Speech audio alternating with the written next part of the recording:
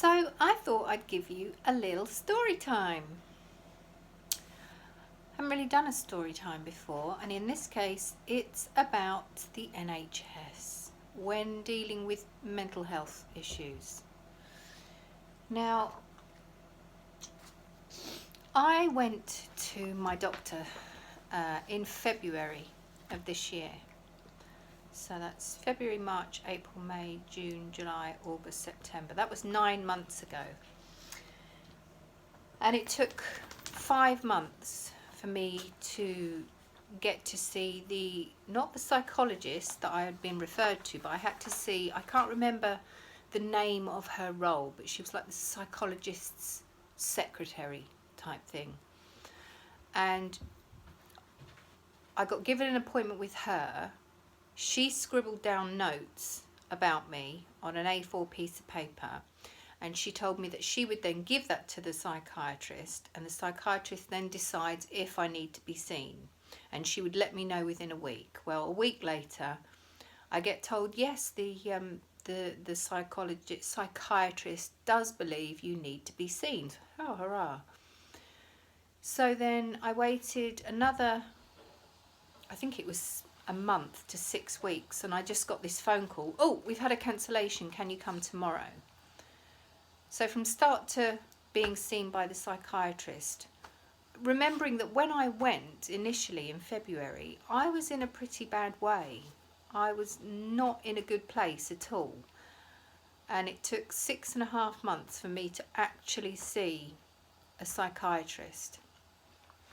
Now, I saw her and she was lovely. She was really nice, and she listened to everything I had to say and made notes, and she recommended that I come off the venlafaxine and go on to pregabalin. But she also said that I should do a course of CBT again, because I have done CBT in the past, along with many other things that I've tried.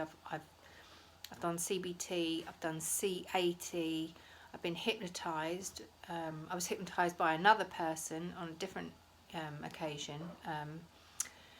And I mean, I even went private with a psychologist in the end for 6 months, which cost my parents £3,000. And I mean, this has all happened over the course of 25 years, 26 years that this has gone on for. So yeah, so the psychiatrist recommended the CBT, and I was then given another last minute, I don't know what it is with their last minute appointments, but I got a phone call, can you come tomorrow? And so I went for my appointment. It was only about 4 weeks ago. I went for my appointment. It was a consultation appointment to discuss the CBT they were going to offer me. Now, she didn't really discuss it with me. She just did a lot of ticking boxes. You know, that a bit like when they try to assess very crudely how depressed you are.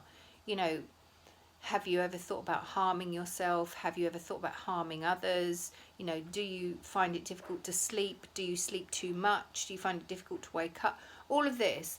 And I got asked lots and lots of these questions. It wasn't very personal to me. It was just this tick boxing affair. So yeah, that appointment went on.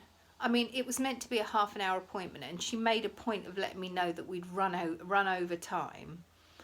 So I thought, okay, fair enough. I'll wait to hear about my CBT.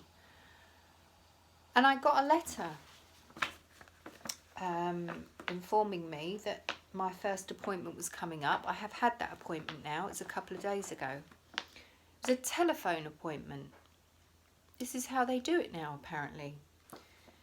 Yeah, it was from the Psychological Wellbeing Service, and it was a psychological wellbeing practitioner that phoned me, complete stranger, phoned me up and discussed my exposure and habituation, low intensity CBT that they want me to try. And I said, oh, well, how does that work then? And I sort of You know, I'd had this letter the day before and I hadn't really looked through it.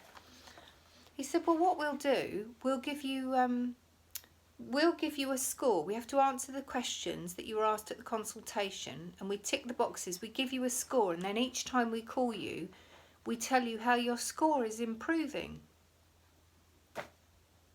Okay, where does the help come in all of that?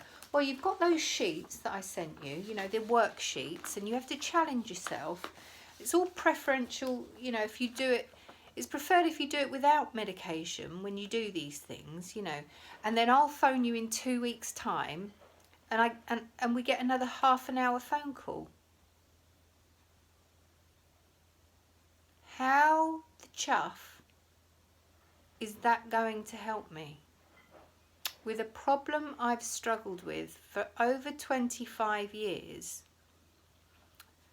that thought pattern, my negative, you know, habitual thought pattern about my fears and my phobias are pretty ingrained over 25 years. I don't see how a half an hour phone call with a stranger who ticks some boxes and gives me a score every 2 weeks is going to help me. Forgive me if I'm wrong, but I'm pretty sure I'm not. What a load of cods. If I could just test my boundaries and push myself on my own, do you not think I would have done it by now? If I had the courage and, you know, the motivation and the guts to do the things that I'm afraid of, unaccompanied and without any professional help, I would have done it by now, and I wouldn't actually be in contact with you. I wouldn't be requesting help if I could do those things. I don't know if they think people are idiots and they haven't read books and done research and tried many, many times over many, many years to help themselves. But as far as I'm concerned, this is a load of bollocks. I'm sorry, it's bollocks. A half an hour phone call once a fortnight, and I'm not actually sure how many appointments I get, but I did speak to someone very close to me who's done this treatment, not for the same problem as me, a different problem. She got 6 phone calls and then she was discharged. Well, let's hope a miracle is going to happen and I'll be cured by these phone calls and answering the questions and ticking boxes, and maybe I'll be jumping on a bus or a train or a plane sometime soon. We'll see.